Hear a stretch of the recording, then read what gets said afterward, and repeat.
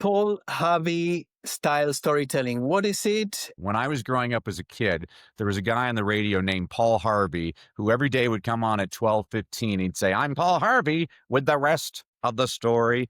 And for 5 minutes, he'd tell you a story about a person or a company, and you're trying to guess who's he talking about. Can I give you one from my leadership book?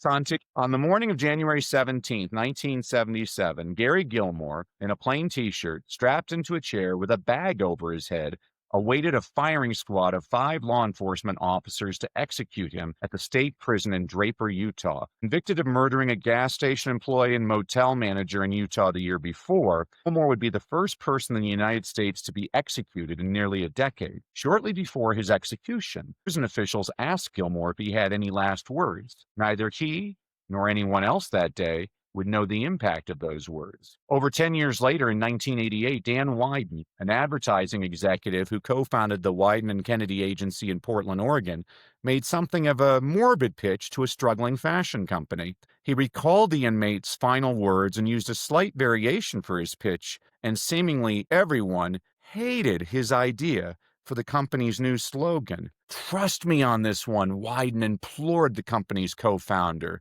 And the co-founder, his company, and the public have not looked back since. The co-founder's name was Phil Knight. The struggling brand he co-founded was a shoe company called Nike. And advertising executive Dan Wieden slightly altered death row inmate Gary Gilmore's final words, "Let's do it," into the phrase, "Just do it."